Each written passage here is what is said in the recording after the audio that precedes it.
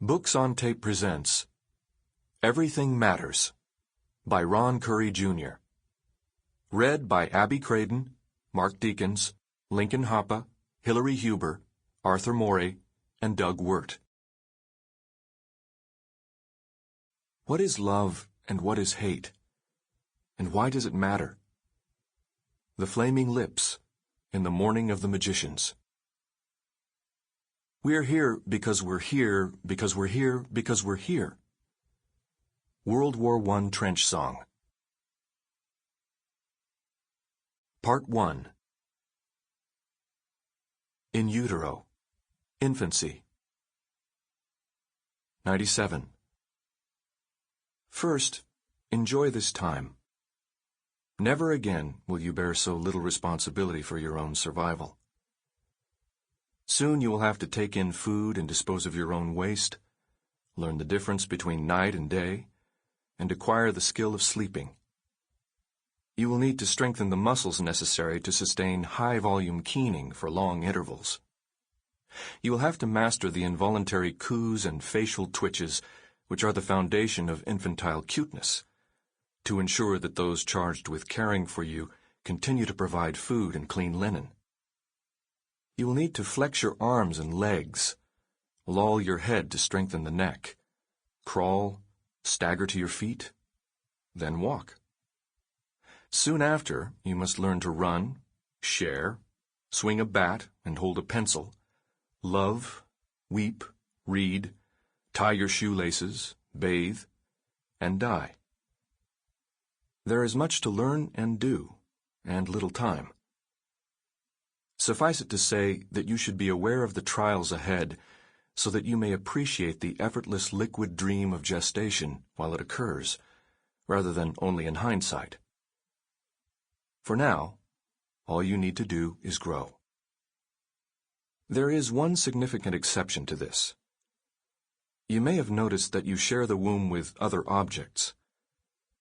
The most obvious and important of these is the fleshy tether attached to your abdomen, known as the umbilical cord. It is, quite literally, your lifeline, providing blood, nutrients, and vital antibodies, among other things. Already, it is wrapped twice around your neck, and while this may not seem to you, who does not yet breathe, to be particularly dangerous or untoward, it can imperil your entry into the world. We will not lie. It could kill you. Now, be calm. You should remain as still as possible throughout the rest of your gestation. While this will do nothing about the entanglements already constricting your neck, it will go a long way toward preventing further looping or other complications, vasa previa, knots, cysts, hematoma. Any of these problems, by itself, is not particularly dangerous, but two or more occurring together can be big trouble. So you should maintain perpetual vigilance against the many temptations to move. Of course, there are some who would argue that it is unfair to ask a fetus to exercise impulse control. You, however, would do well to avoid those who complain about life's unfairness and instead get a head start on building self-restraint.